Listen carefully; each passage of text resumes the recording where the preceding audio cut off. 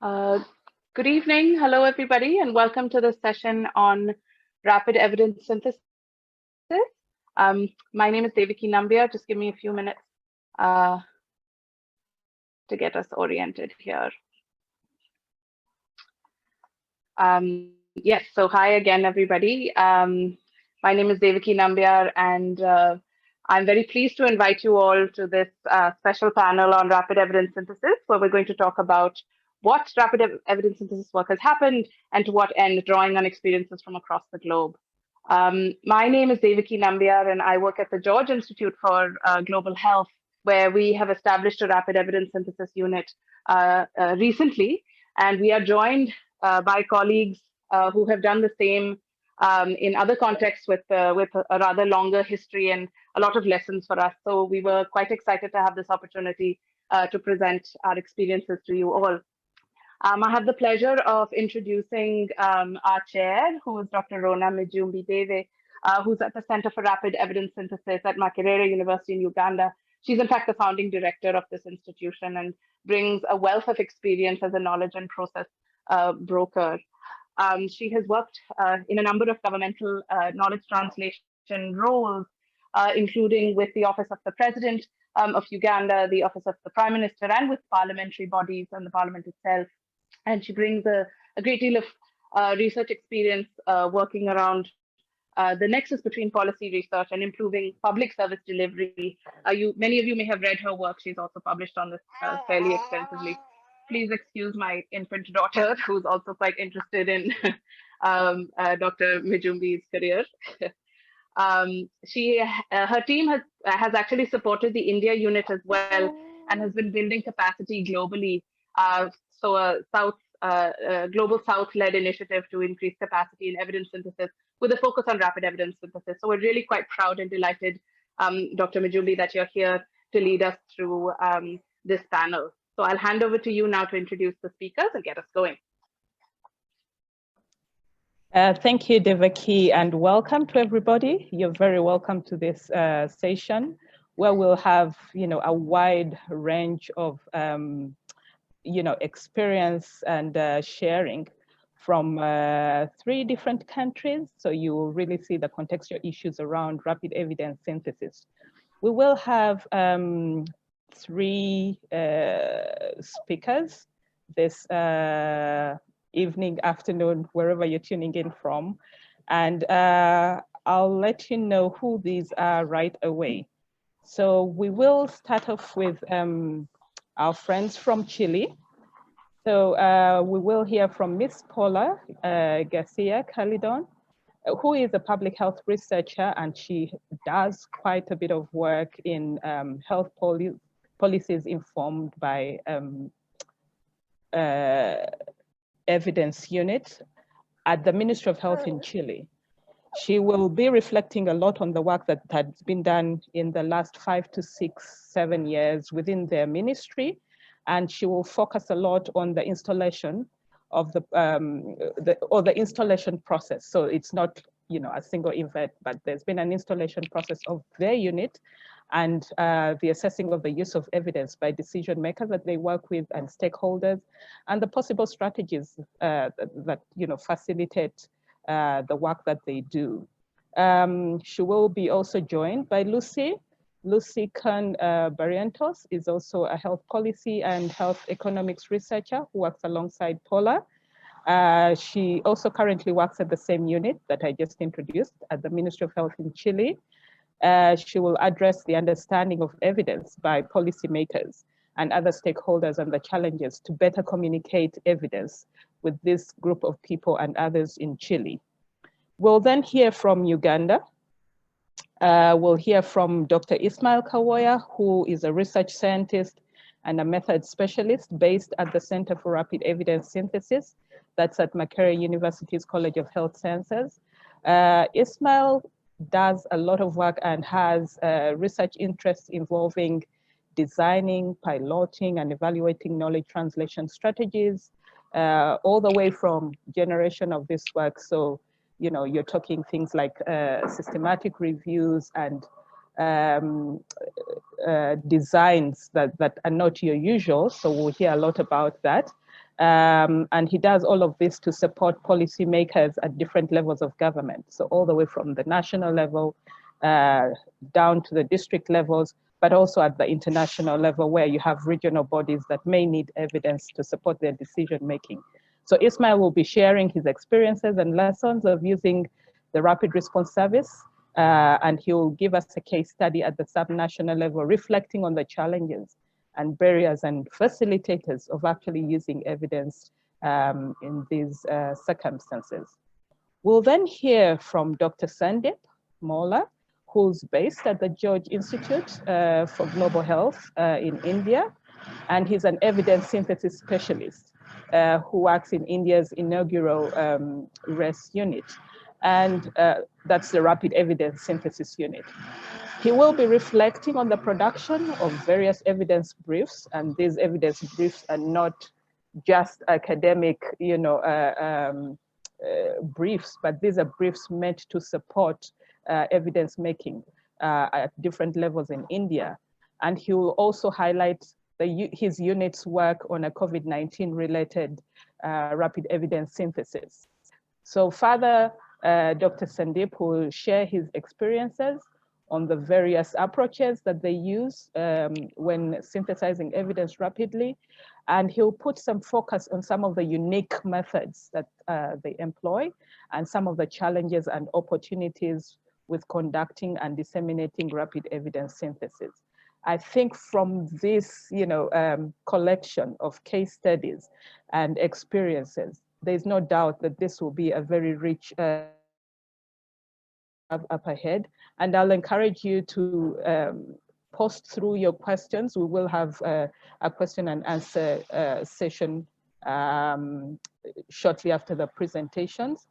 But right now, I think I will go straight into requesting Paula and Lucy to come through and share their experiences with work that they are doing in the health policies informed by evidence unit in the Ministry of Health in Chile.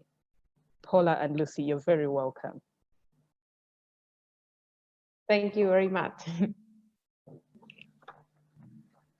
Well, good afternoon. I'm Paula Garcia, and together with Lucy Kuhn, we will briefly present the experience of our Rapid Response Unit informing decision-making within the Ministry of Health of Chile.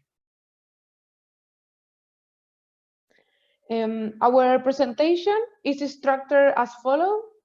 First, I describe the installation process of health policy informed by evidence unit in the Ministry of Health, the strategies we have implemented to reach out to decision makers and promote their requests, how decision makers use evidence, the comprehension of the evidence synthesis by decision makers, and some challenges to communicate the evidence to decision makers within the Ministry of Health. To contextualize, the next slide, please. To contextualize the Rapid Response Unit installed in the Ministry of Health of Chile, I will briefly comment on how it was possible to build the unit that currently exists into the Ministry of Health. Since the 90s, different efforts have been developed to push the use of evidence within the ministry. Currently, our unit belongs to the HTA department, the Health Technology Assessment Department, but I will only mention the efforts that we have been made to achieve the current unit of rapid response. For example, in 2010, VIPNet Americas organized a number of training activities in the region of the Americas with the objectives to promote the evidence-informed health policy making and to build capacity on preparing evidence brief for policy and organize policy dialogues. Then in 2014, the creation of a VIPNet Chile was promoted by a group of Chilean researchers and built it inside the cabinet of the health minister. And the Ministry of Health opened a full-time position exclusively dedicated to establish a VIPNet working group in Chile. Previously, in 2013, a scientific committee was created at the Ministry of Health to develop the health technology assessment process, developing economic evaluation and review clinical and economic evidence. This committee led to the creation of the HTA department in 2016.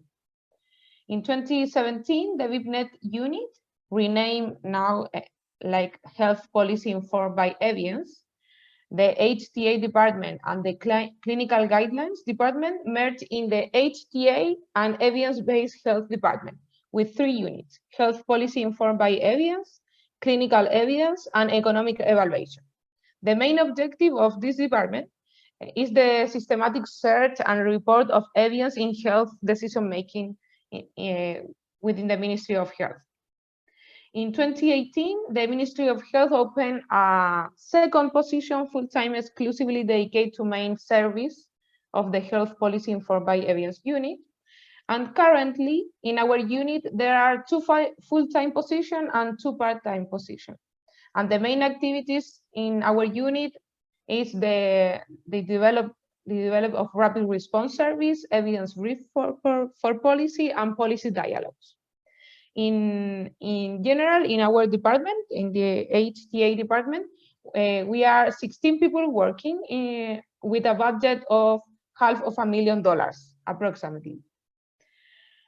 And in recent years, our unit has worked to standardize the methodologies used. It already has a manual for rapid synthesis and a guide for external reviewers of the synthesis. And currently, we are working on the development of methodological manuals on citizen brief, citizen panel, policy brief, and policy dialogues. And in our unit, we are constantly evaluating and questioning the process and ways of communicate the result of the evidence, especially to the decision makers. In this exercise, we have realized that the support summaries that we use frequently often confuse decision makers because of the volume of information or detail of the methodology. So we are innovating in the way of presenting the evidence to decision makers.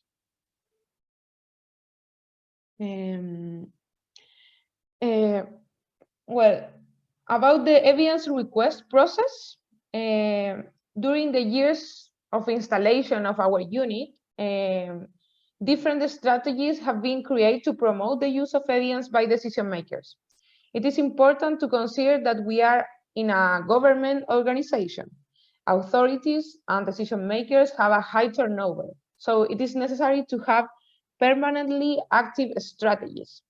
In this slide, I show you a brief summary of the strategies that we have used to promote the use of evidence. For example, we carry out meetings with several departments of the Ministry of Health to present our services and products. These meetings were held with department heads, authorities, and professionals of the Ministry of Health. And these meetings were replicated every time there was a change of head or change of government because the high turnover. We have given training workshop in search and synthesis of evidence to different groups into the ministry and regional governments also. We have organized seminars on the use of evidence. We redesigned products, innovative with methodologies to respond better and faster to evidence needs. Also, we are using virtual meetings to present the findings of the rapid synthesis, has given access to public servants from different regions in the country. With the pandemic, we had to do this, and we have a very good results about this.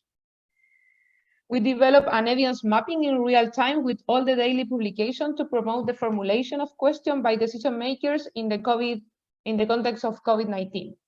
At that point, evidence needs, was in March, from March to June. And at that point, evidence needs were mainly on clinical issues. But after we share our map, departments were motivated to request rapid synthesis of evidence about a specific question at the system. policy or management level in the context of COVID-19.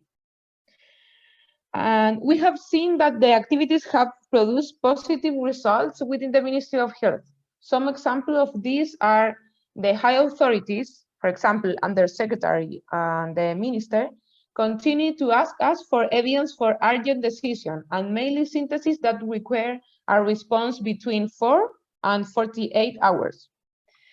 This year, having discontinued the meeting to present our services, and in the middle of the pandemic, requests for evidence have continued to arise in other topics than COVID-19, for example, in mental health, food taxes, obesity, tobacco, among others.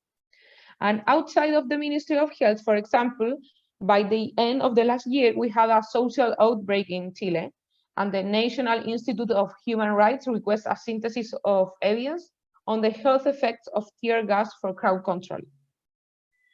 In addition, we did a survey to evaluate the rapid response service, and also few people responded.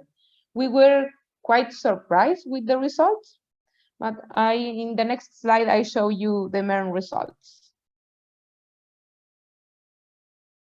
The objective of this survey was to assess how useful the rapid response service has been for decision making. We applied this survey to decision makers that have requested evidence synthesis during this year. In total, there have been 12 decision makers who have requested 16 syntheses in this year. To date, we have had only 5 responses to our survey, but I will share the main result of only these responses. Some of the results are how to find out about the unit, and 3 civil servants of our department, of the HTA department, and 2 through a civil servant of other departments. The main motivation for requesting evidence was the support decision-making with relevant and systematic evidence, to have a fast and reliable access to evidence on the topic that they needed, have the vision of an expert in search of evidence, have information of COVID-19, respond to questions from other departments that they request, and justify with scientific evidence a project that they propose to other minister. If the language used was understandable or responded, consider the language was understandable. If the synthesis guide decision making, in 4 cases it guide decision making, but in 1 case they have not yet been able to make a decision because of the pandemic. And the evidence synthesis were used in guide the development of COVID-19 reports in children in the epidemiology department, review of the report generated by the National Emergency Office on the management of shelters, make clinical decisions, and to propose an initiative to other ministry. Finally, the synthesis was disseminated among the work team in 100% of the cases.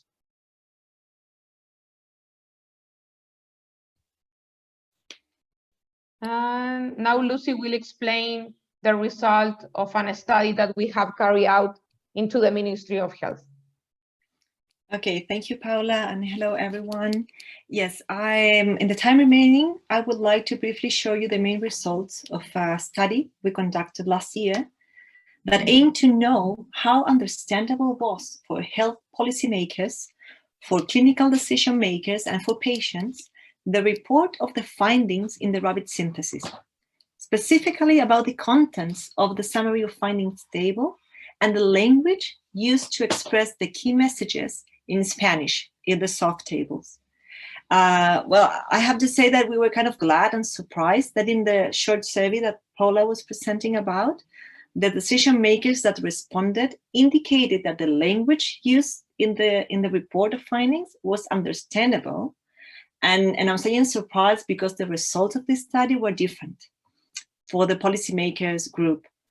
Well, this was a qualitative and descriptive study, and it was based on a semi-structured individual interviews using an intentional non-probabilistic sample. And we interviewed high and mid-level authorities, clinical professionals, and patients. And I want to focus mainly on the results about the perception of the group of authorities or policymakers, because the opinions of patients and clinicians were related with clinical evidence and clinical finding report. But in the study, the opinion of policymakers were related with the system level or public health policies.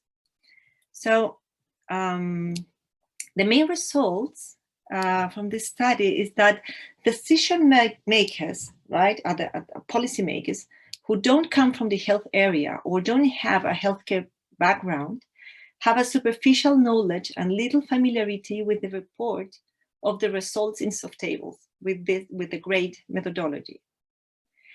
On the other hand, decision makers that are linked to healthcare management have less understanding of the report of scientific evidence compared to decision makers that are linked to policy formulation and implementation.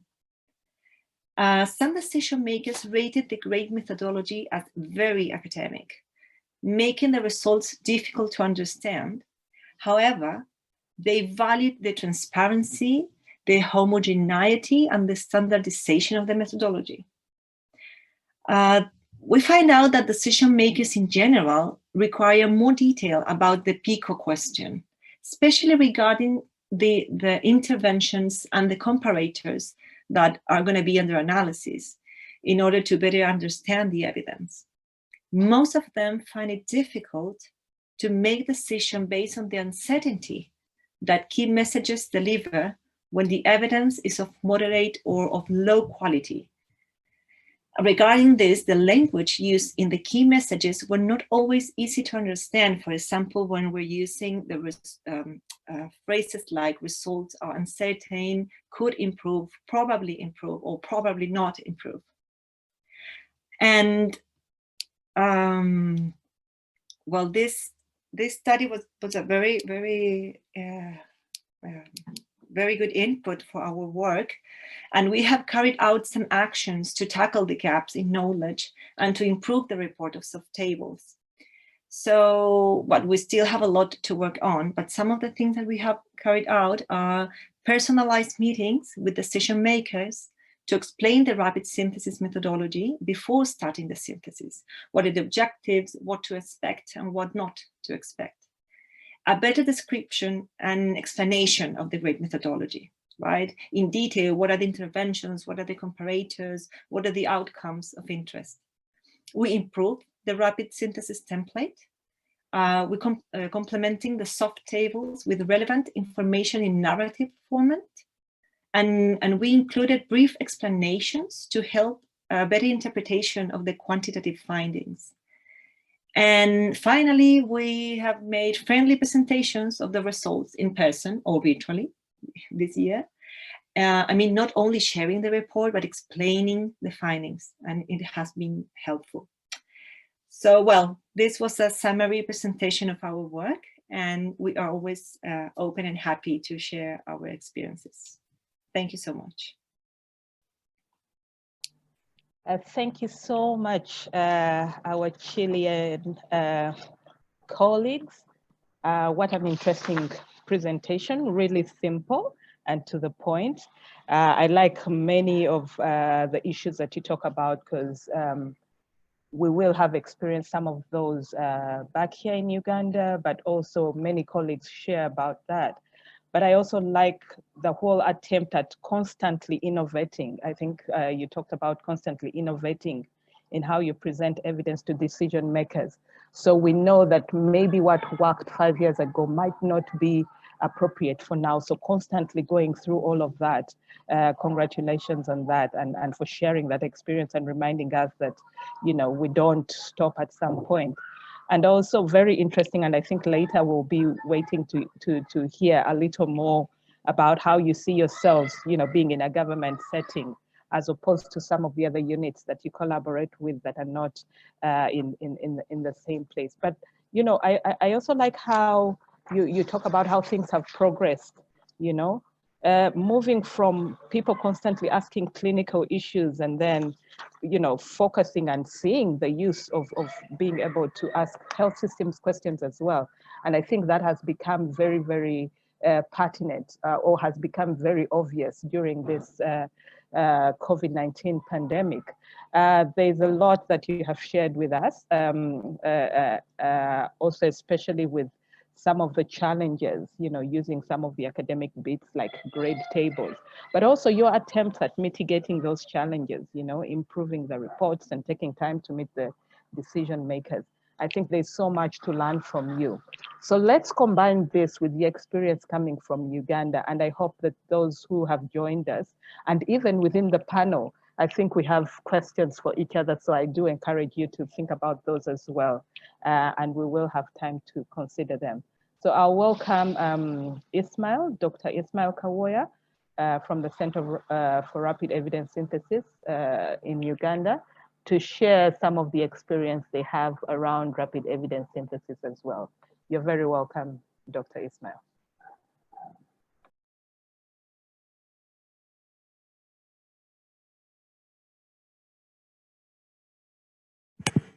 All right, thank you very much for that introduction. So I'm going to talk about one of the cases that we've had at the Center for Rapid Evidence Synthesis.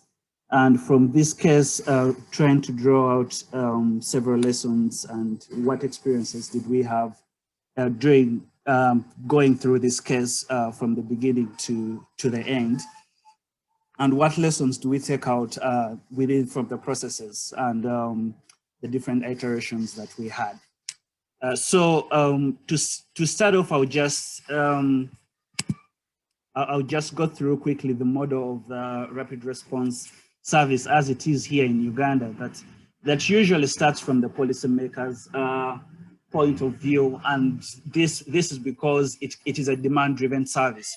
And with this policymaker who usually has a question or questions that they are grappling with and need an answer within a matter of days or even within a few weeks, approaches the rapid response service. And this has a team that is readily available to respond to the policymaker whenever they need them at any time of the day. So this team goes through a process with their policymaker just to understand their question and whether this question really fits within the kind of work the team actually works with, and whether and when the policymaker actually needs the response. So having done that, it's a back and forth process of trying to understand the policymaker and also the question that they're asking and how they really want to use this kind of evidence. The team then goes through the process of evidence synthesis.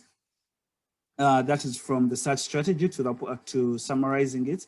And when the team is done, it compiles this evidence into a brief. And this brief is sent out to an external reviewer and also an external reviewer who is usually the content expert. Here we get to, we humble enough to appreciate that although we are content experts and we would look for evidence anywhere, we're not really the content experts in every question that comes in. So we usually draw on the different experts all over the world who also have an appreciation of the politics and also the internal process to understand that our process has been up to the standard that we say. Then we take this back to the policymaker. So that is the process within which we work. So this case that I'm talking about is situated here in Uganda. And just to give us a brief background about Uganda, and our healthcare system. Our healthcare system is decentralized, where we have the Ministry of Health as the overarching body responsible for the financing and decision-making and also mobilizing resources.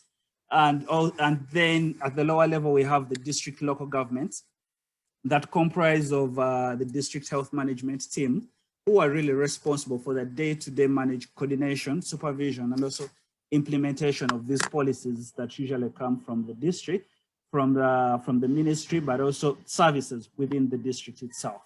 So this district health management team has a number of people, including the district health officer, who is supported by several other people on it. For our case here that I'm going to present, focuses on a district called Mukono district here in Uganda. And it is one of the several districts that we have, and it is located in the central region of the country. So the case is about diagnosis of TB. And as we know very well, the diagnosis of TB is a very important aspect in the prevention and control of TB, where you'd really need to understand the person who has TB and start treatment very quickly. So in Uganda, as anywhere else in low and middle income countries that are grappling with this, they face the first challenges with dropouts of people who have TB, who potentially have TB, and these people usually it's because they fail to get a diagnosis, and maybe because they've come to the facility and the results take long and they drop out, or they are lost between the process between diagnosis and treatment. And this is really a very terrible thing for us here, and it burdens the system a lot. So to deal with that, a number of strategies have been tested out. And one of those strategies is the Gene Expert. So the Gene Expert is a promising strategy that was introduced in Uganda in 2012. And this was after the recommendation by the World Health Organization, saying that it had much higher accuracy compared to the conventional microscopy that was widely available and also affordable to developing countries like Uganda. So, however, with its promises came challenges when it came to its implementation within our settings. And these challenges are really mainly due to the cost of the equipment itself, but also the materials.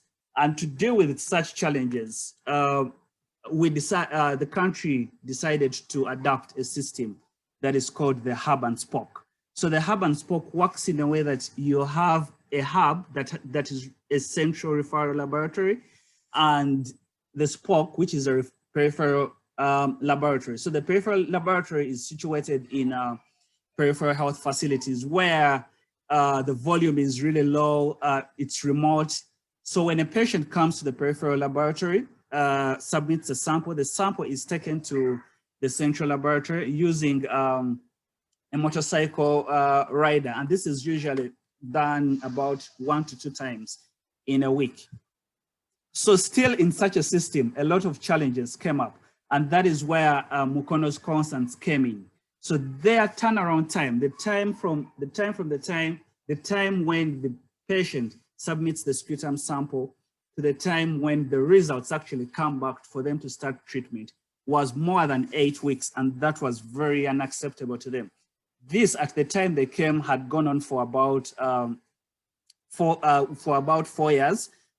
From the time they implemented this in 2012 to 2016, it had been a persistent problem. They had tried several, interventions or several strategies to improve this, including things like quality improvement exercises and also support from different stakeholders, and to try and improve this, this kind of situation to no avail. So that is why the district health officer then came to us and brought this question to try and understand what other intervention or what other strategy can they think about. Also, the other motivation around that is that one of the several meetings that they had, at the time we had met them, they were planning another meeting with their partner. And this partner was really ready to support any solution that they had. And so given that the partner had given them a blank check to seek any solution, and they had tried several of them, they then sought us out at ACRES to help them look up the evidence about turnaround time and how to actually reduce this in their setting. So after the clarification process, which is what I've just gone through, just trying to understand the problem that they had, which is the turnaround time and how they really wanted to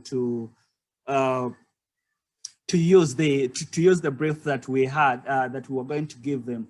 We went ahead to look for the evidence, search for the evidence, and return the evidence within 2 weeks. So one of the things that we found out in the evidence is that this is one area at the time that was really under-researched. This is because at the time, in 2016, everyone was still looking at GeneXpert as the promising strategy, very good accuracies, but not looking at the implementation part of it, the problems that come with the hub and spoke strategies. So because of that, there was very little literature, very little evidence around that. So looking at how the hub and spoke came up, that is the early infant diagnosis. We had to go back and look at that process. How did it start and how did they improve it? So using evidence from the early infant diagnosis of HIV, we found very interesting evidence options that we presented to the district. And one of the options that we presented was advising them to think about technological innovations like GPRS printers. But as we gave them that option, we were also cognizant of the setting that they were in. So they had to think about issues like cost of the printers, how they're going to set them up, issues to do with electricity, maintenance, security. Those are very big issues when it comes to our settings here. So we had to give them that other side, that as much as this is a very good strategy, you need to also think about whether you can actually go ahead and implement such a strategy. Fortunately for them, they had a blank check from the implementation partner. So they went back and discussed within the meeting. And in this meeting, they decided to take on this option. There were other options that were provided to them. Things like using the community health workers to link the patients to the results when they come back, just to try and get the patients back to start treatment. And also improving their systems and doing a system-wide analysis to understand what is the actual problem within that. So when they discussed the evidence that we provided, they decided to take on decided to try out the technological innovations. But one hurdle that they had was, although the partner had given them a blank check, they had to actually sit down and negotiate with this partner. And in this negotiation, we actually saw that the district health officer was empowered. He had the evidence that showed the efficacy, that showed the effectiveness of this technological innovation that they were promising. But also, he knew that several strategies had been tried out and they had failed. So with this kind of evidence, he was able to convince the partner to fund this system. And since they funded it, they actually had a very dramatic decrease in their turnaround time from the 8 weeks that they were grappling with to now 48 hours, which is what is reported in the literature. And this has been rolled out to several districts after. So what lessons? So looking at such a case, we then reflected on the different lessons we pick out. But these lessons have come up also as a result of the several cases that we have had and the different briefs that we've worked on at the district level. So one of the things that we've noticed is that the champion, and this has been documented in different literature, that champions at decision-making levels are very key in driving the demand and the use. Here we had the DHO, who is really a champion and has become an advocate among his peers. But also, there has to be a desire to improve the way things are done. We see in this situation where the district has gone on for 4 years, spent a lot of money trying out interventions that have failed. So the desire to try out, to reform in how things are done is one thing that we actually notice that will really drive the demand and the use of evidence. And also we've seen it during this time of COVID, where now they are more cognizant that actually you can go and ask for the evidence before you waste a lot of time trying out things that may not work. Also, the other thing is the feasibility. We've worked a lot in ensuring that we are feasible to our policymakers, maintaining our relationships with them. The other thing, and again, Lucy has mentioned about the issue of the language and the format of the brief.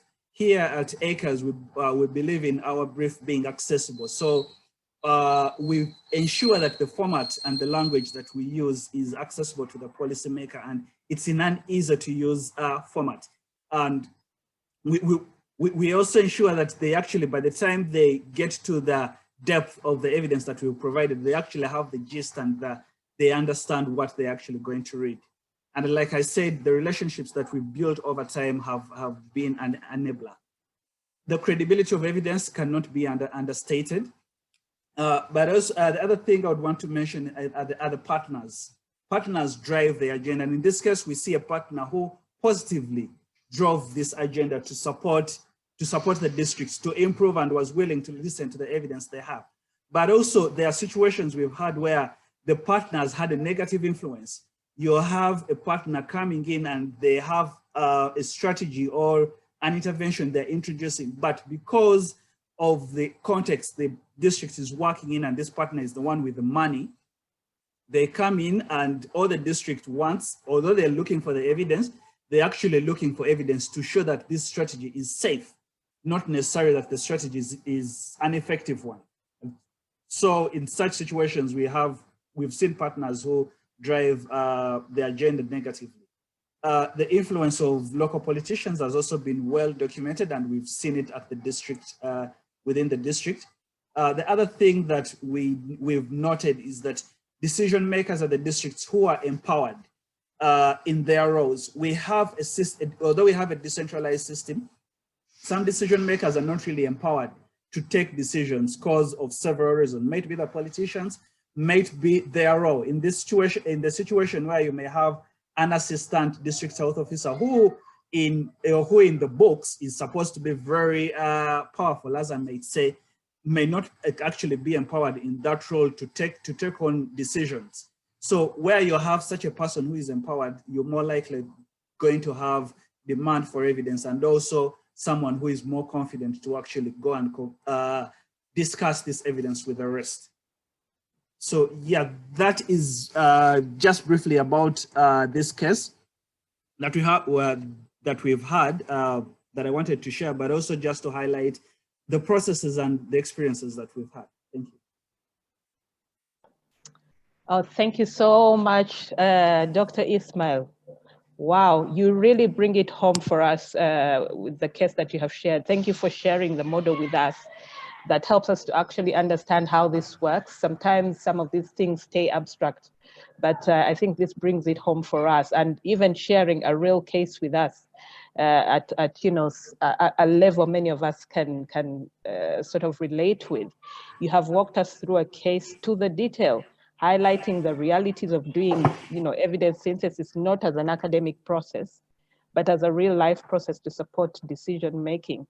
I like how you highlight the real conversations that happened, trying to contextualize for the setting, considering small details that would affect the decision. Thank you so much. But I also appreciate, the lessons, lessons around champions. There's a lot that we're still trying to understand champions and their importance, which importance is not to bias things, but to actually work for the good of evidence getting into decisions. How important it is for the demand side to have the desire for change, This then facilitates evidence getting in there, but also the shared lessons between Chile and Uganda, how language is important. Trust, in Chile was built by the methodology being transparent, and then here it's about relationships. Thank you so much for bringing that together. So let's also hear from India. We're excited to have Dr. Sandeep bring the experiences from the unit, the Rapid Evidence Synthesis unit. Let's hear how things have been going, and especially also in this COVID-19 related times. You're welcome, Dr. Sandeep. Thank you, Dr. Rona. Hello everyone. I'll just start sharing my screen.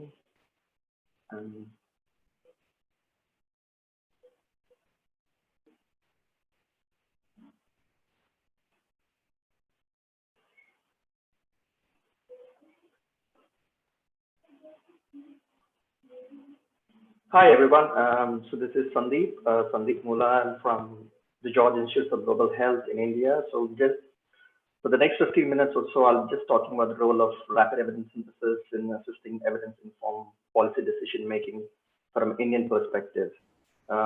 Firstly, I would like to acknowledge the WHO and Alliance for Health Policy and Systems Research for their funding and support, and of course, the collaboration with the National Health Systems Resource Center, which is actually situated within the Ministry of Health, and is a technical partner to the National Health Mission, which is slightly different to the other platforms in Chile and Uganda. So we actually collaborate with the NHRC, who provide technical assistance to the National Health Mission and the Ministry of Health in India. Sandeep, can I just ask you to, sorry to interrupt, but just switch your view so we get the full screen, if you don't mind. Thanks. It's showing a presenter view right now. Oh, okay.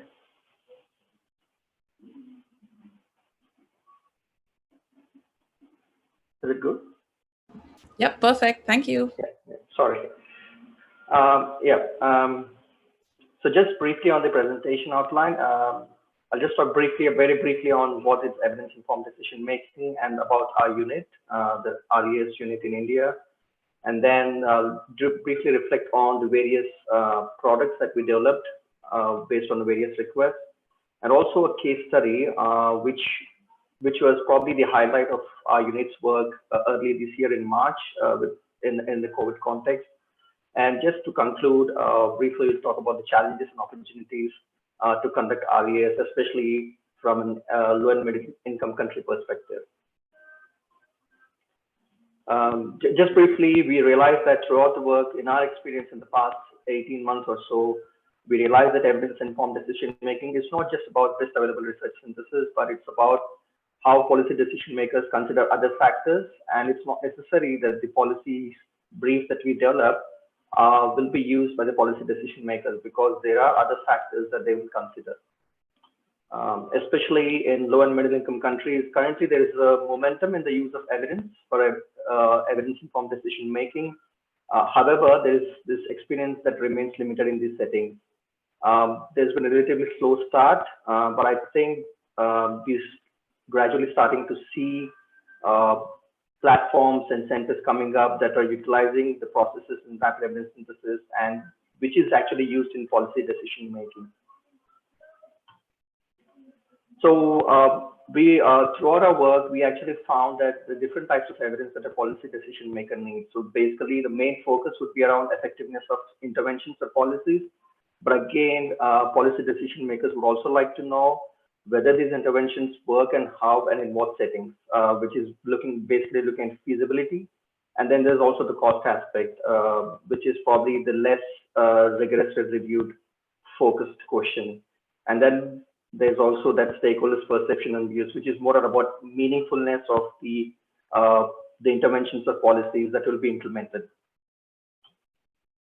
So why do we need a RES? Just to meet the time-sensitive demands for quality evidence compared to traditional systematic reviews or evidence synthesis. They're actually very efficient and responsive to the needs of the policymakers. And they actually save substantial resources. We have seen that there's lots of rapid reviews that have actually saved some resources and time compared to the traditional forms of evidence synthesis. This is just a quick look at our team, the RES unit. We have 60 members in our unit, which was operationalized in March last year. We started with 3 members, and then we now grown to expanded to 6 members with different skills and expertise. Again, I need to emphasize that any rapid response service need to have a mix of skills and experience. So we have evidence synthesis specialists in our team. Plus, we have people who actually engage with stakeholders, that also stakeholder engagement. So we have a mix of skills and expertise, which is really essential to conduct this rapid evidence synthesis. So our unit is guided by the 4 principles. So whatever we do is actually transparent out there. We publish, it's online open access. the reports that we publish. We use established rigorous methods, use established checklists, collaborate with the different stakeholders, mainly with NHSRC and also stakeholders in different states in India.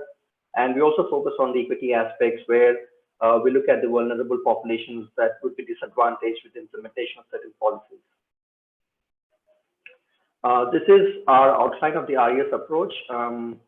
Essentially, there's different steps in there, and these are streamlined based on the request, the RES request, and also based on the time factor, essentially. But it's important that, and I'd like to emphasize that we actually do a scoping of the literature once we receive a request, which is really important for us to know the breadth and scope of the literature out there to inform policy decision making. And then based on that, we again go back to the stakeholders or the requesters, and we revise and re-clarify the question, which actually narrows down the question, and then it actually gives us some leeway, and we develop an high priority protocol as well. There are certain steps that could be skipped within our RES, but there's again the trade-off between bias and validity and timeliness. We also involve stakeholders during the initial stages of the RES when we receive the request. We also do a preliminary scoping of the literature, and we involve them in clarifying the question and also in development of the protocol. Once we get the feedback and finalize the protocol, we actually start the review process. And we also involve stakeholders in the final stages where we actually finished up with the report, and the stakeholders actually help us in contextualizing the evidence once we look at the global and local evidence. Based on their inputs, we actually define and revise our final reports, which are published online. Our work so far, I think we're glad to say that we have actually completed 12 policy briefs associated with rapid review reports. These are full supplement documents. There are 3 policy briefs or 3 rapid review requests in progress. We also developed an evidence series where we developed evidence summaries based on single high quality systematic reviews. We also had several stakeholder consultations. We had actually scheduled some consultations this year, but because of COVID, we were not able to proceed ahead. But hopefully we'll have some stakeholder consultations early next year. We also conducted an Rds workshop. This was really useful for us to recruit some of the stakeholders, some of the requesters. We actually got some requests based on the attendees at the Rds workshop. We had actually planned for another workshop this year, but again, due to COVID, we had to reschedule that. We also organized a symposium on evidence synthesis where there were attendees from different states in India. There were policymakers, there were researchers and reviewers, and it was really essential for us to engage with them and get some feedback on our platform. And we also do some mentoring and guidance for some of the junior researchers involved in evidence synthesis. Just to briefly touch on where our requesters are from, essentially they're from 5 states in India, mainly from Delhi, and we engage with different stakeholders from various parts of India. So the rapid review so far majorly focused on effectiveness of interventions, where we looked at the quality of care and also looked at road traffic injuries, and we also looked at health systems interventions as well. Apart from the effectiveness reviews, we also addressed questions related to diagnostic and screening aspects, where we looked at some of the screening tests for detecting COPD. So essentially, we had a breadth of different types of questions in there. The scope was quite varied. We had a range of different topics, healthcare topics that we addressed.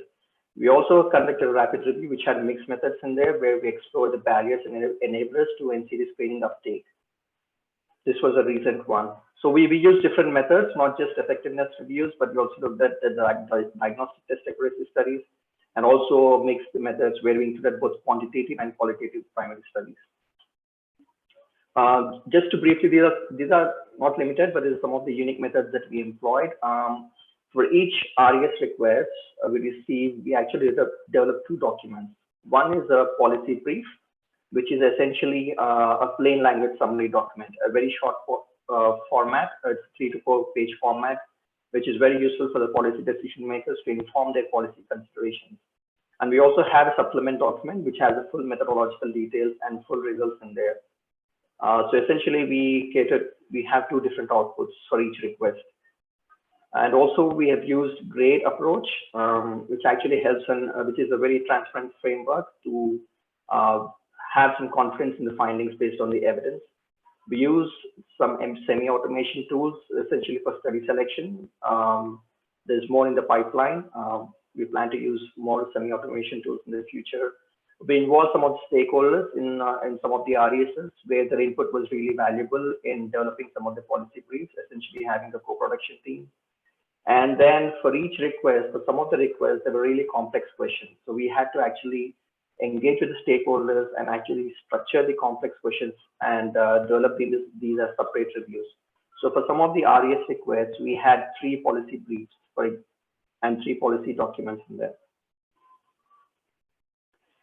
Just to highlight, and this is a case study that this is actually the highlight of our RES unit's work. Early this year, at the start of the COVID, we received a request from NHSRC to undertake a rapid review on frontline health workers in the prevention and control of in COVID-19 prevention and control. I've chosen this because it actually illustrates the application of the rapid review methods, and because it covers a diverse range of research questions and highlights important issues to consider when using rapid reviews to inform future policy decisions. Just to let you know that we actually finished this rapid review in 3 days' time. It was a very hectic period, but we had to, because of the urgent nature of this, we had to look at all the evidence. It was very rigorous. We didn't have any shortcuts in there. We used established methods and checklists. We had 4 members in our team. It was full on. And I think in the end, it was a very good experience to actually help inform some of the guidance and policy considerations that came out of this work. So the different questions that were answered within this RES, we looked at the different interventions to prevent community transmission and also to understand the roles and the barriers and enablers. We also had, apart from the RES, we also developed an inventory of resources that included training manuals, guidance, and information, education, communication materials. So at the time, this probably everyone knows by now, this was a pandemic at that stage. There is no evidence on these. Better health workforce, community health workers, they constitute a significant frontline health workforce in many countries. And it was seen that they were actually being asked to do other things other than their routine things. They were deployed, many of the frontline health workers were deployed in many countries for COVID-19 prevention and control. However, at that time, there was no evidence synthesis on this issue. So considering the urgency of the evidence to inform decision making, we were provided with 3 calendar day deadlines. So we followed a rapid evidence synthesis approach in alignment with the WHO SURE guidelines. Of course, we used tailored processes and methods tailoring given time constraints for quick decision making during the pandemic. We took a broad scoping approach for the RES, and then we also developed an inventory of resources. The RES, it actually went beyond research evidence and integrated multiple types and levels of evidence to inform decision making. And we actually did an initial scoping of the literature. So we looked at what could be learned from previous pandemics, because at the time there was no evidence from COVID. It was in the initial stages. So we had to look at the evidence from previous pandemics. We also did a hand searching of 18 websites of different government and multinational agencies and also different resource aggregators. So some of the key findings that came out of this work were, of course, frontline health workers play an important role in awareness and countering stigma. At that time, there was no clear guidance to frontline health workers for prioritizing essential activities and also postponing non-essential ones. It was really an interesting finding that came out. A lot of frontline health workers actually experienced stigmatization, isolation, and social ostracization that came out of the findings from previous pandemics. The main findings were frontline health workers thought that they needed psychosocial support and incentives as well to actually help in this pandemic prevention and control.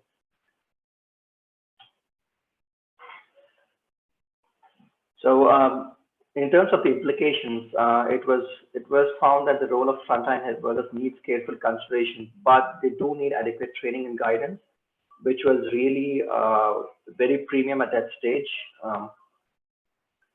Some of the frontline health workers in some countries were actually involved in contact tracing, but the findings that came out, they showed that they should be done by separate trained carers. Countries that actually invest in frontline health workers programs, it's not that easy, especially when there's no evidence or when there's no resources for them to actually do. Because there's some challenges considering that there's some health system segmentation.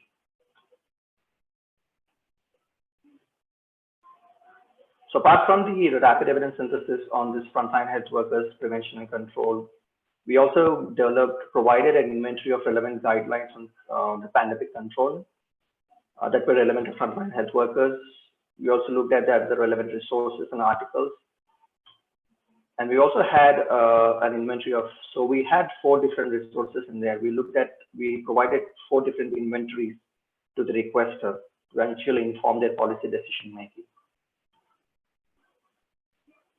So in terms of the outputs, we also developed some, we also translated and also developed some of the posters for in terms of translation and dissemination of this evidence.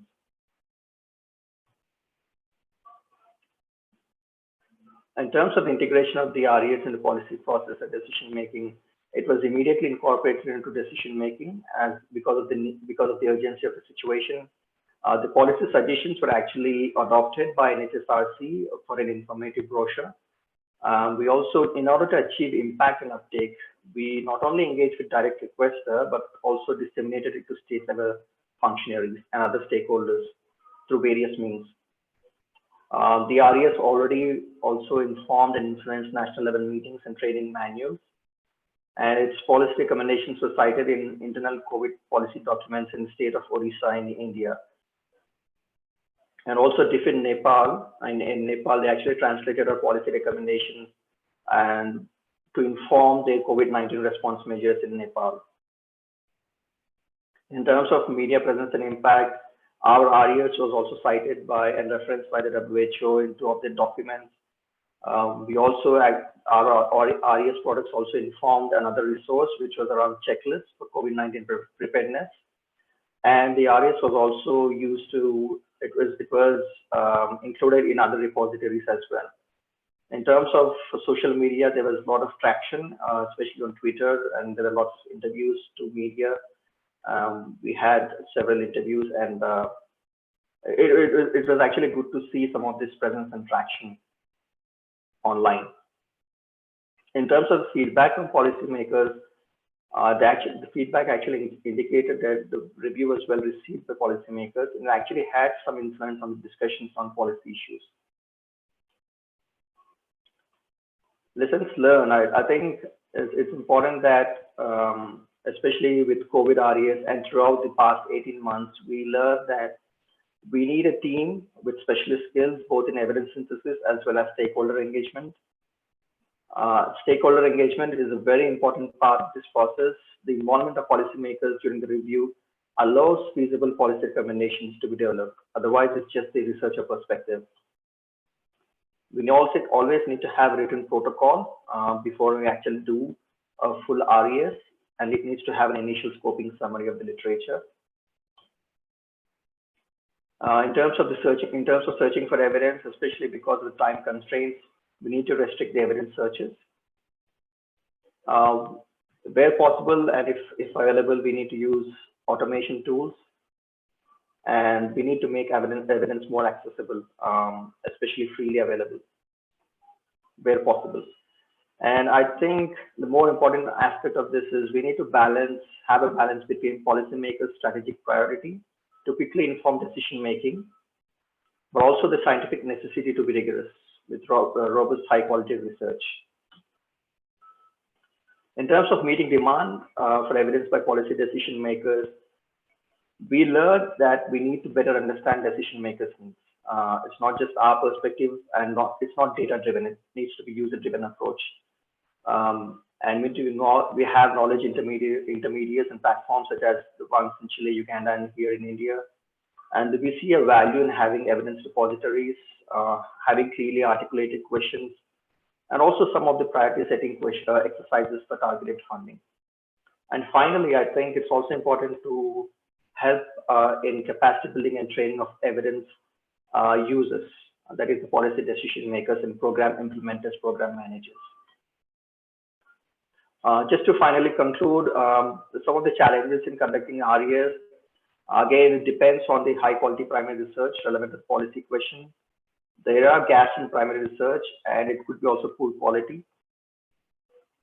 What the evidence that's available is often full of technical jargon, so we need to be careful when we present this evidence to policymakers.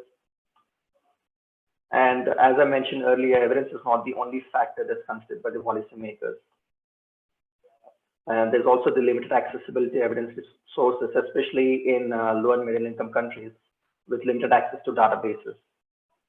And I think we're also in, there's a survey in progress, and some of the findings that came across was the lack of capacity to conduct evidence synthesis or lack of training.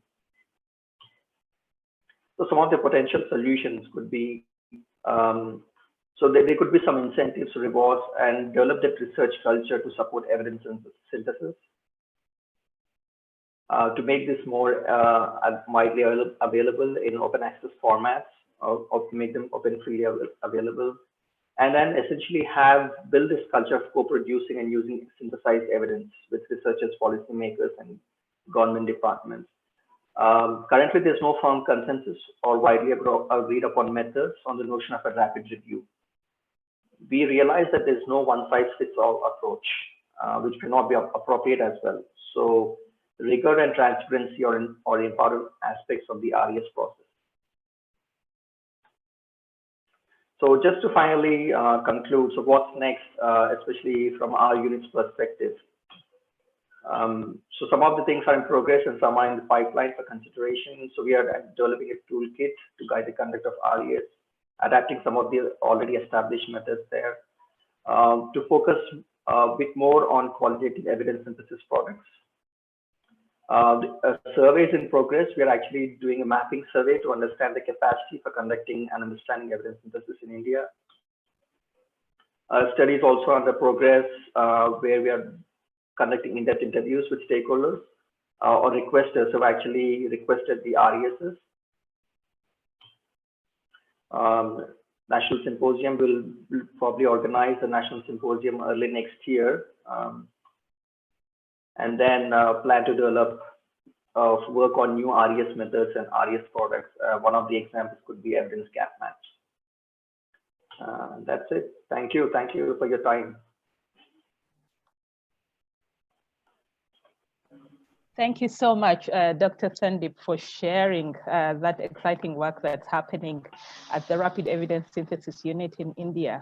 I think one of the things that I really want to highlight is how your work, was immediately adopted, especially during this COVID-19 pandemic time. I think it just goes to show the relevance of units similar to yours, but also just showing that evidence that that comes out of these units can actually go beyond them. So sometimes we think we're serving one policy maker, but we can see that the evidence coming out of there is evidence that can be used elsewhere for the management of COVID-19 and the guidelines that you have developed, the inventories of resources. So thank you so much for sharing all that work and even sharing your next exciting steps. We have run out of time, but I know that we will have time at least for one question. And then I will hand over back to Dr. Devaki. And I will encourage the panelists to reply to the questions that we have in the chat. At least let's meet some of the requests for information in there. And then maybe also people can meet up in the networking areas of the forum later. But I'll just ask you, Lucy, I think we have a participant with us called Edward. Edward wanted to know, first of all, he thanked you for the good work that you're doing, and it's very interesting. And he wanted to know, of the strategies that you use to reach out to decision makers, which one had the highest impact? And would you advise to choose the one with most favorable cost versus benefits, or is it important to maintain all strategies? What would be your, experience or your opinion from what you have seen that works and doesn't work? Yes. Okay. Thank you, Rona, and thank you, Edward, for your question. Well, in my opinion, like a straightforward reply, the strategies that have had the better impacts have been, for the purpose to engage stakeholders, the meetings to present our unit and our work.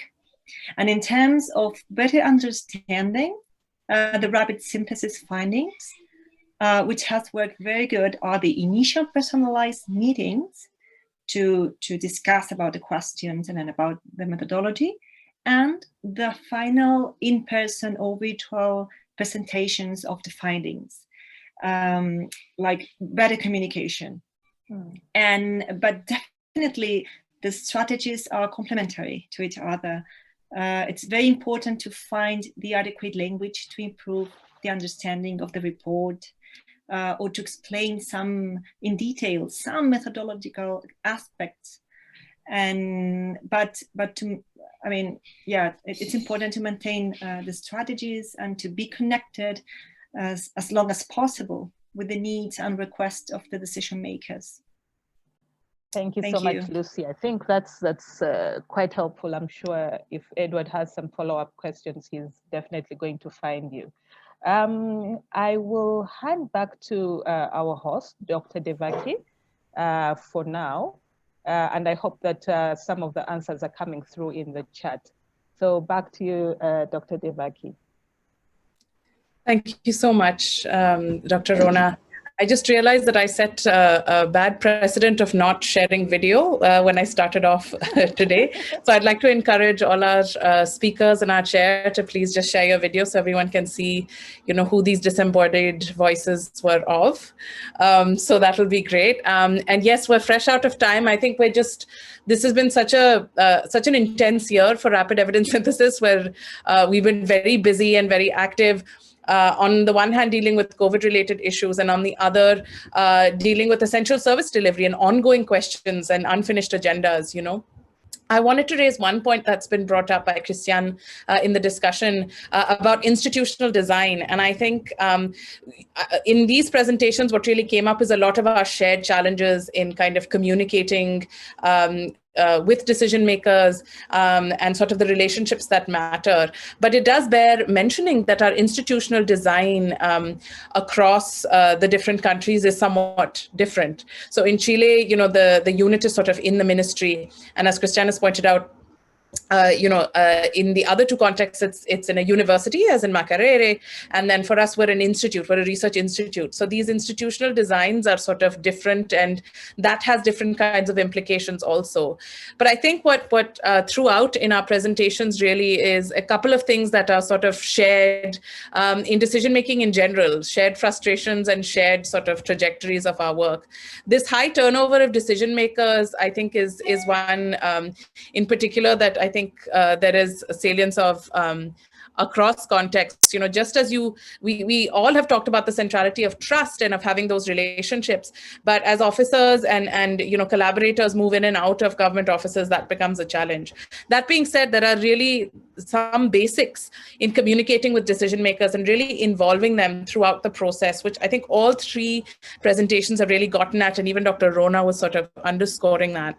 And that often means sort of simplifying language and co-creating really the question itself, which in some cases involves a lot of back and forth, reframing, splitting out questions, all of that. So that kind of flexibility is a skill set, I think, that rapid evidence synthesis units must have. The idea of having champions is also part of this, as long as they don't move. So I think a number of us have been lucky with that. I did want to point out that in India also, as was was raised in Uganda, the appetite for evidence synthesis is greater at levels where decision-making power is also lower. But what we're hoping is by investing in that, we're kind of creating a culture of trust in evidence. And as people move up, even in their careers, that culture can be built more. Capacity building itself, I think we have all noticed, is a form of demand generation for rapid evidence synthesis. So when you do workshops with decision makers or even with peer groups, sort of research agencies at the district level or in different states, that can also become a way of generating interest in and a culture of evidence. So I think the idea is that some of these aspects and factors that relate to sort of the political economy of rapid evidence synthesis, if you will, are shared across our settings. So I think time doesn't allow us more than this, but do reach out to us, as Dr. Rona has said, in the various meeting groups, ACRES, the Chilean Ministry of Public Health, and the Rapid Evidence Synthesis Unit. We all have our own websites and web pages and are very excited about the work that we do. So do reach out to us, and we look forward to hearing from you all about this. I thank you all for participating. I'm sorry this webinar doesn't allow us to see your faces and to be able to interact with you more directly. But I do hope that in due course we will get chances to do that, especially among those who are interested in this.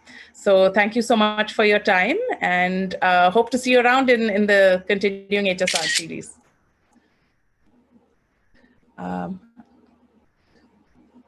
I'm trying to stick very strictly to time. So if the conference organizers allow us, I'm happy to chat further. But otherwise, thank you and have a good rest of your day.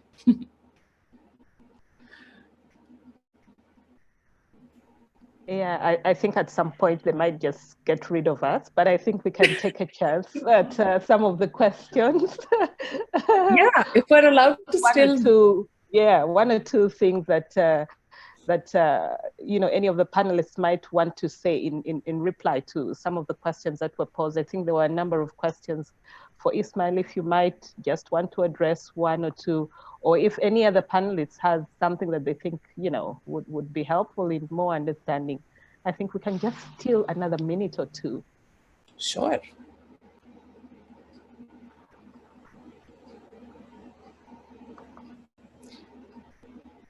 Shall I read this? Shall I read these out for you all?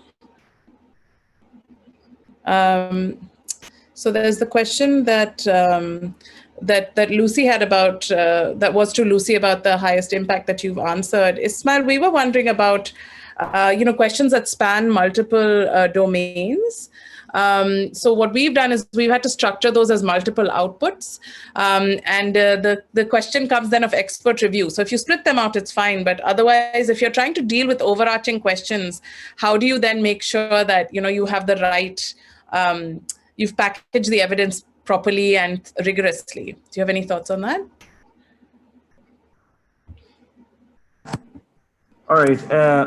So from that kind of perspective, where you have multiple, multiple outcomes, you're thinking, well, to start with, it would start with from the clarification process. As you're trying to understand the policymakers' needs, you're trying to understand what exactly are they looking for when they're talking about effective screening, and they're mentioning cancer, they're mentioning hypertension, they're mentioning. So what is the overarching topic there?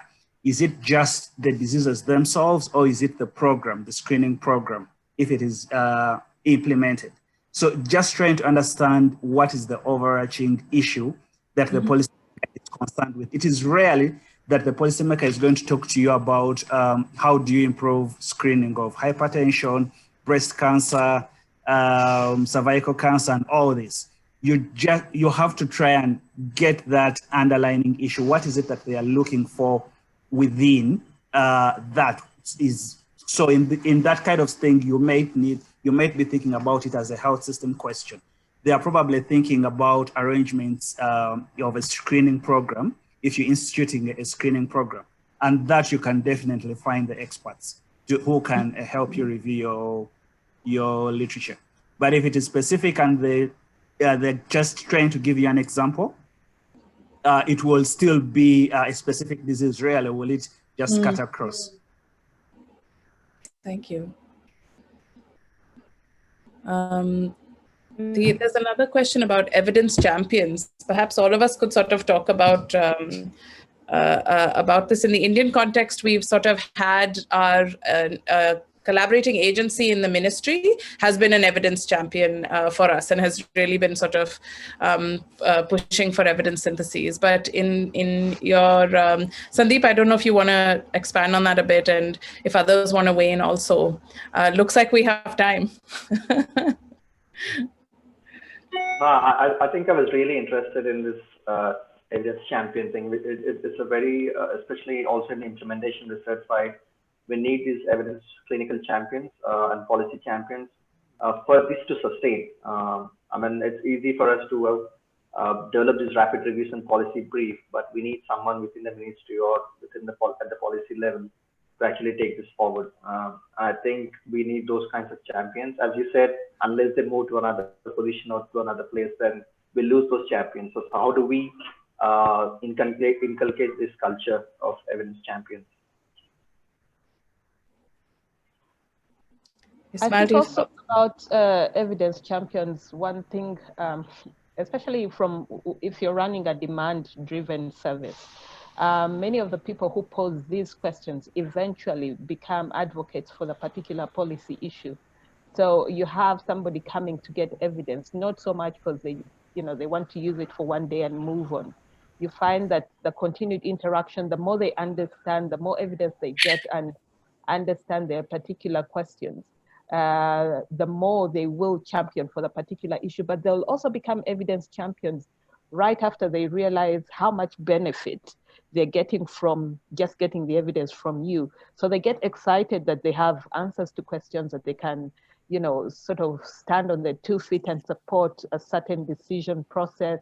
And that excitement usually leads them to sort of become champions for evidence use. They begin to speak to their peers and say, look, you've got to try this. You've got to try this. It did this for me, So making use of the ones that you have already sort of interacted with in another decision-making process is also one way of trying to find champions for evidence or evidence-informed decision-making.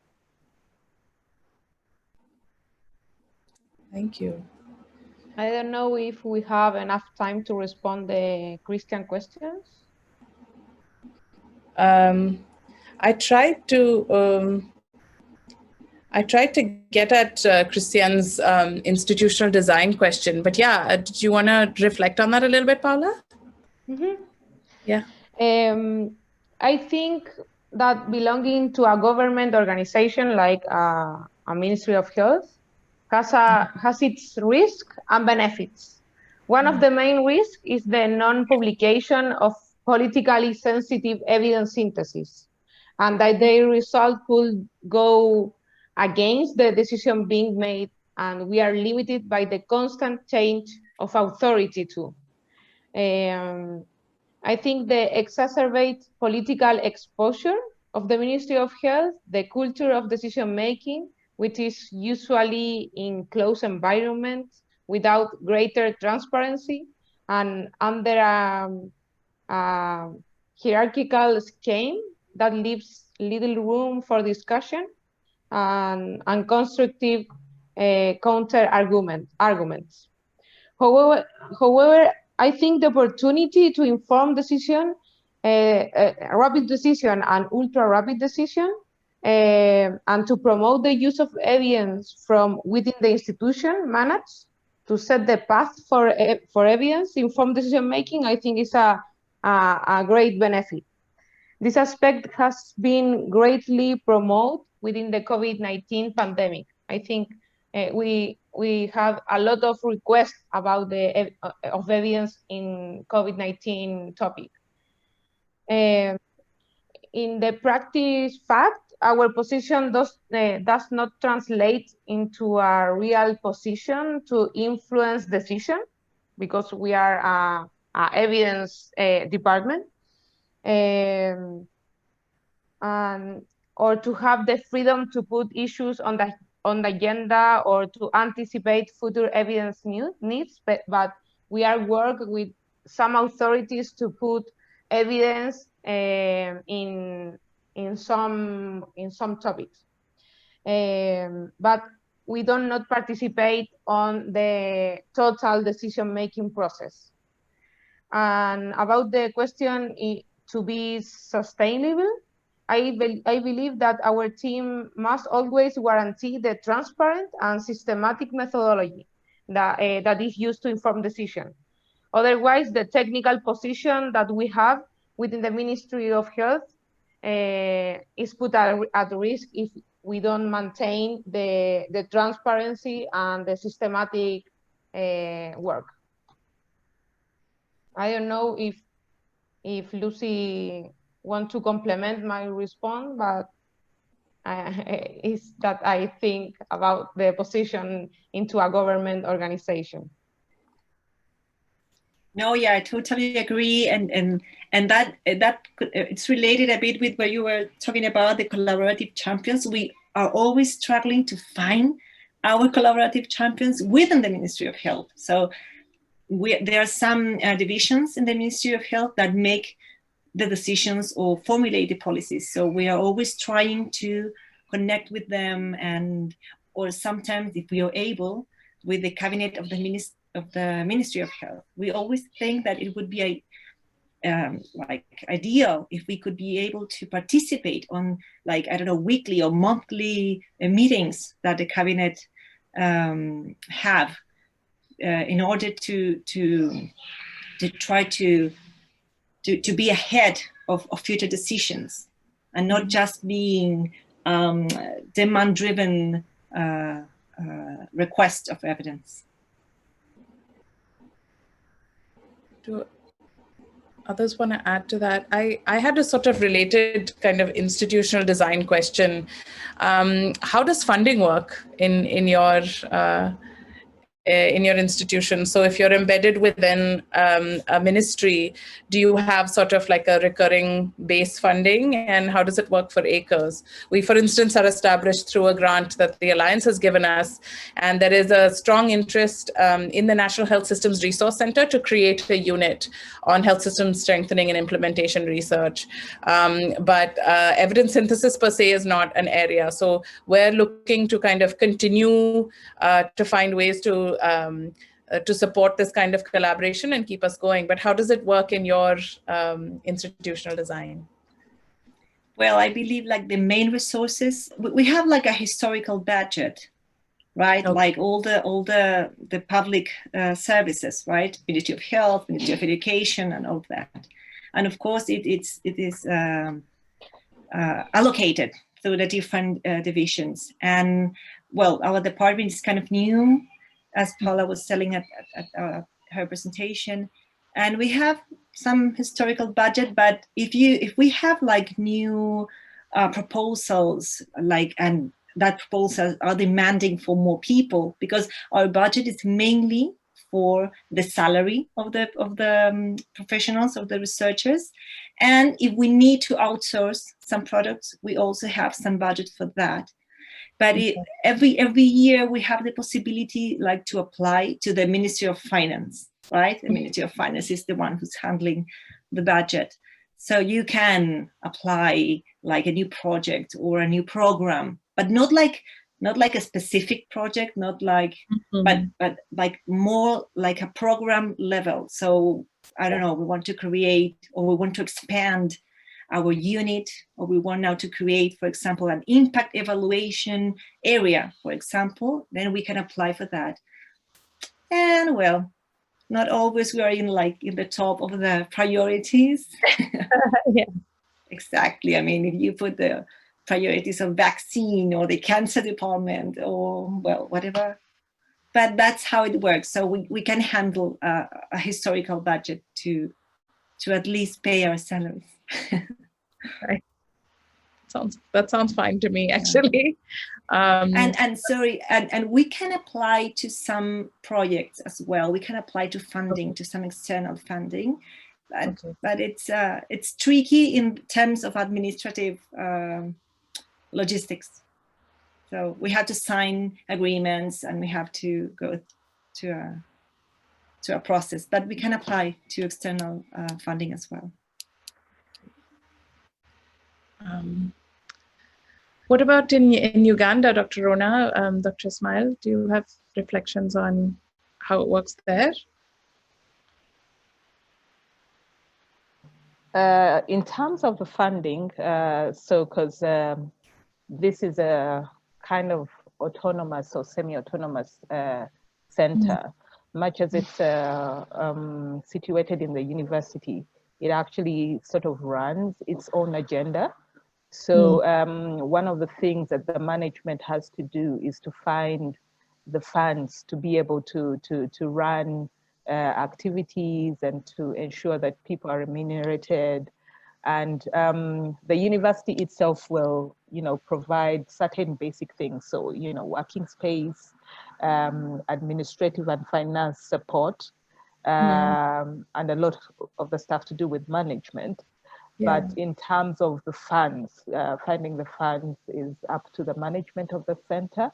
So a lot of the work is supported through grants. They are like core grants. So you might have a core grant that runs, say 70 or 80% of the center's activities and core stuff that they need. But then there also will be smaller grants that maybe are targeted towards particular activities. So for instance, you might find somebody who wants to support a particular decision-making process or a particular capacity building, venture, say within a unit in the Ministry of Health or any of the others that we work with, say Parliament, and then they might support that particular activity. So there are smaller grants to support that as well. But otherwise, the management, the board of the center do have one of their jobs as, fundraising and ensuring that there is enough to run the center, and it's mostly through grants. Okay, I think ours is going to be closer to that model because not only are we in an autonomous institute, we're a private institute. So, I mean, it's an interesting sort of diversity of institutional designs. It'll be interesting to see how we land. So we're also starting off and expanding our unit and looking to where we are getting, again, like you said, that offset, that core offset from our institution. But then there is a need to sort of expand beyond that. I'm not seeing more questions, and we're also at the end of the half hour. So I think one thing that I'll just reprise is the poll that we have has some responses, and we have 80% of participants saying that they were involved in the conduct of a rapid review, so a fairly experienced audience, I guess.